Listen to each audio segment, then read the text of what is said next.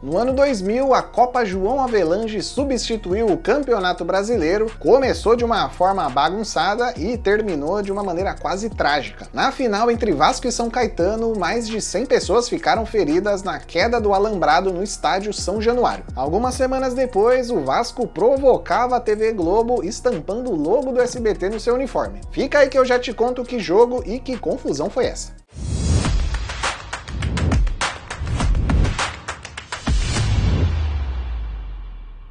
O Campeonato Brasileiro do ano 2000 foi uma verdadeira confusão, com mais de 100 times disputando, na teoria, uma única divisão e todos com chances de serem campeões. A transferência conturbada de um jogador até então desconhecido, um time entrando na justiça para evitar o rebaixamento, a CBF sendo processada, uma cadeia de eventos e confusões jurídicas quase cancelou o Brasileirão do ano 2000, que acabou sendo realizado de uma forma totalmente bagunçada e que gera discussão até hoje. Como se não bastasse, na final do campeonato, o folclórico ex-presidente do Vasco, Eurico Miranda, ainda resolveu provocar a Globo e colocou o SBT no uniforme do time sem autorização do próprio SBT. E essa camisa do Vasco acabou se tornando uma raridade, já que só foi utilizada uma vez na final da própria Copa João Havelange. Já eu tô usando uma outra camiseta belíssima aqui da Insider, que é cheia das tecnologias. Ela não desbota, desamassa no próprio corpo e é anti-odor, ou seja, você pode usar aí o dia inteiro, ir pra academia, ir pro trabalho e não ficar com aquele cheiro ruim no corpo. Camisetas comuns de algodão costumam desbotar e estragar com o tempo, mas isso não acontece com essa Tech T-shirt da Insider,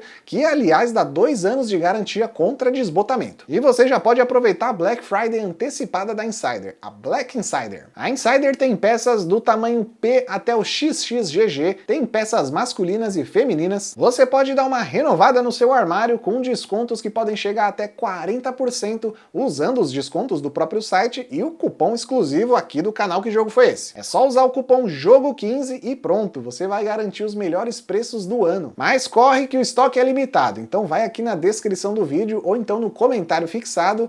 Tem lá o link para o site da Insider, tem o cupom de desconto para você aproveitar as peças antes que elas acabem, beleza? Vamos lá falar da Copa João Havelange. Para entender como um campeonato bizarro desse aconteceu, a gente precisa voltar no tempo, um ano antes, em 1999. Nesse ano, um jovem atacante chamado Sandro Hiroshi, após se destacar jogando pelo Tocantinópolis, se transferiu para o Rio Branco de Americana, que disputava a primeira divisão do Campeonato Paulista. Logo após o término do Paulistão, o Sandro Hiroshi chamou a atenção dos olheiros do São Paulo, que resolveu contratar o jogador para a disputa do Brasileirão, que se iniciaria em poucas semanas. Logo após o anúncio da contratação do jogador pelo São Paulo, a diretoria do Tocantinópolis exigiu uma parte do dinheiro pago pelo São Paulo ao Rio Branco, alegando que o jogador teria se transferido do Tocantinópolis para o Rio Branco sem autorização da diretoria do time de Tocantins. Por sua vez, a diretoria do Rio Branco alegava que a transferência tinha sido sacramentada quando o jogador ainda fazia parte das categorias de base, ou seja, ainda não era um jogador profissional e por isso não precisava da autorização do Tocantinópolis para registrar o jogador no Rio Branco. Para evitar uma confusão ainda maior, caso o jogador fosse transferido do São Paulo para outro time, a CBF bloqueou o passe do Sandro Hiroshi até que a confusão jurídica entre Tocantinópolis e Rio Branco fosse resolvida. Na prática, esse bloqueio impedia que o jogador fosse negociado pelo São Paulo com qualquer outro time, mas o time paulista acreditava que o jogador estava apto para entrar em campo.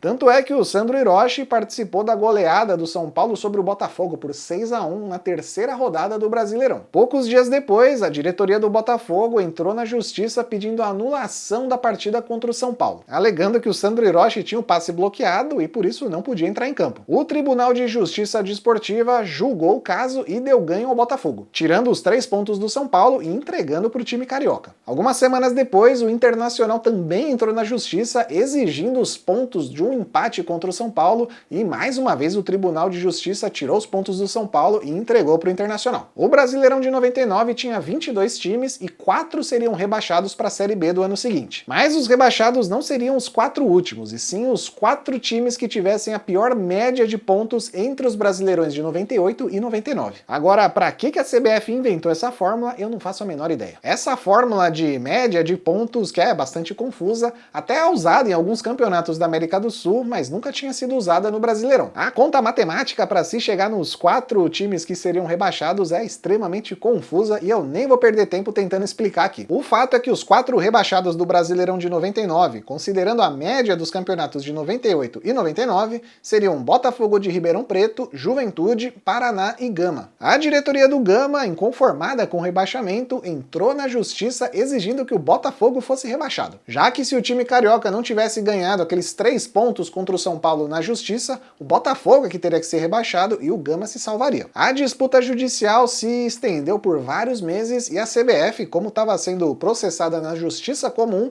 ficou impedida juridicamente de organizar o Campeonato Brasileiro de 2000. A solução encontrada foi repassar a organização do Brasileirão para o Clube dos 13, uma associação que reunia os principais times brasileiros na época. Mas ainda tinha aquela questão envolvendo o Gama. O time jogaria a primeira divisão, jogaria a segunda divisão, o Botafogo seria rebaixado, não seria? Para resolver o imbróglio judicial, o Clube dos 13 teve uma brilhante ideia. Fazer um Brasileirão reunindo um monte de time da Série A, da Série B, da Série C, tudo misturado, todo mundo com chance de ser campeão, e aí ninguém reclama. A ideia absurda foi aprovada e nascia então a Copa João Havelange, que homenageava o ex-presidente da FIFA e da CBF, que anos depois foi acusado de corrupção, lavagem de dinheiro. Enfim, o nome do campeonato mais confuso de todos os tempos casou certinho com o homenageado. Mas como realizar um campeonato envolvendo mais de 100 times? 116 para ser mais preciso. Todos esses times foram divididos em módulos. O módulo azul tinha 25 times. Os 17 que deveriam jogar a primeira divisão em 2000, Santa Cruz e Goiás, que foram os melhores colocados da Série B em 99, Botafogo, Gama e Juventude, que deveriam ter caído em 2000, mas se salvaram, Bahia e América Mineiro, que jogaram a Série B em 99 e não se classificaram para a Série A, mas por algum motivo foram incluídos no módulo azul, e o caso mais emblemático, o Fluminense, que venceu a Série C de 99, mas foi magicamente promovido para o módulo azul em 2000. O módulo amarelo tinha 36 times, entre clubes das séries B e C do Brasileirão do ano anterior. Esse módulo previa uma final entre seus participantes, mas que na prática não valia nada. O campeão do módulo amarelo foi o Paraná, que mais pra frente, na fase final, que reunia os times de todos os módulos, acabou sendo eliminado pelo Vasco. O módulo verde tinha 28 times da Série C, das regiões Norte, Nordeste e Centro-Oeste. E finalmente o módulo branco tinha 27 times da Série C, das regiões Sul e Sudeste. Lembrando que nessa época ainda não existia a Série D. Era tanta cor de módulo e tanta confusão que o técnico do São Caetano, o Jair Pisserni, não via a menor possibilidade do seu time chegar à final do campeonato. Em entrevista ao UOL, ele brincou que tinham tantos módulos que logo logo ia surgir um módulo cor de abóbora. Enfim, confusão mais ou menos explicada, a fórmula de disputa da Copa João Havelange variava em cada módulo. No módulo azul, os 12 primeiros se classificavam para a fase final. No módulo amarelo, os 3 melhores avançavam para a fase final, sendo os classificados o São Caetano, o Paraná e o Remo. Já nas disputas dos módulos verde e branco, só um time se classificava depois de várias fases intermináveis de jogos. E esse time foi o Malutron do Paraná. Os 16 classificados se enfrentavam naquele formato tradicional de mata-mata em jogos de ida e volta. Logo nas oitavas de final, o São Caetano eliminou o Fluminense. Nas quartas, o São Caetano bateu o Palmeiras. Uma curiosidade é que os 2 jogos foram realizados no estádio Palestra Itália, que pertencia ao Palmeiras, mas o São Caetano vinha usando o estádio emprestado durante o torneio. Na semifinal, 2 vitórias contra o Grêmio e o São Caetano garantiu a vaga na final para enfrentar o Vasco. O time carioca era um dos melhores times do Brasil na época e tinha nomes como Odivan, Júnior Baiano, Jorginho, Juninho Pernambucano, Juninho Paulista e o Romário. O São Caetano desbancou todo mundo com um time de nomes desconhecidos, mas que foram contratados por times grandes depois do torneio. Casos do goleiro Silvio Luiz, os meias Claudecir e Adãozinho e o atacante Ademar, que foi o artilheiro da Copa João Havelange com 22 gols. Depois do torneio, o Ademar foi jogar no futebol alemão e ficou conhecido pelo chute potente, chegando até a receber propostas anos depois para jogar na Liga de Futebol Americano dos Estados Unidos como kicker. Aquele jogador que dá um chutão pra bola passar no meio da trave, sei lá, eu não entendo nada de futebol americano, mas é algo assim. Enfim, a final da Copa João Havelange entre Vasco e São Caetano seria realizada nos últimos dias de dezembro. O jogo de ida rolou no dia 27, no estádio Palestra Itália, em São Paulo. O São Caetano abriu o placar com o zagueiro César e o Romário, ainda no primeiro tempo, empatou a partida. Final de jogo 1-1. A partida de volta foi marcada para 3 dias depois. No dia 30 de dezembro, quase na virada do ano, Vasco e São Caetano entravam em campo no estádio São Januário para definir quem seria o campeão da bagunçada Copa João Avelange. No final das contas, o campeão da Copa João Avelange seria declarado o campeão brasileiro de 2000 pela CBF. Aos 20 minutos do primeiro tempo, o Romário sentiu uma lesão na coxa esquerda e teve que ser substituído. A substituição do Romário causou uma discussão nas arquibancadas entre os membros da torcida vascaína Força Jovem. Na confusão, o alambrado cedeu e aí tudo virou uma grande confusão. Torcedores foram caindo uns em cima dos outros, o gramado foi invadido e, obviamente, a partida foi paralisada pelo árbitro Oscar Roberto Godoy. O saldo dessa bagunça foi mais de 150 feridos, mas, felizmente, sem nenhum ferido grave. O atendimento aos torcedores levou mais de uma hora e, nesse meio tempo, o governador do Rio de Janeiro na época, o Antony Garotinho, decretou que a partida fosse cancelada e jogada novamente em outra data. O presidente do Vasco, o Eurico Miranda, ficou maluco e queria que a partida fosse retomada de qualquer jeito, inclusive tentando apressar o atendimento às pessoas feridas dentro do campo. Inconformado com a atitude do governador de cancelar a partida, o Eurico Miranda disparou a atacar o político para os repórteres dentro do campo. O governador responsável... Claro, chegou antes, o coronel chegou aqui, disse que tinha condição, que estava perfeito, e 30 segundos depois recebeu um telefonema do governador, mandou cancelar. O governador é frouxo e incompetente.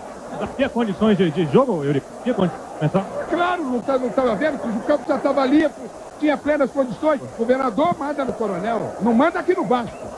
Mas, infelizmente, nós precisamos da garantia da PM. Porque se nós não precisássemos da garantia da PM, pois é, tem que perguntar ao governador. O governador tem que resolver quem comprou ingresso, como é que vai fazer. Ele não quer saber disso.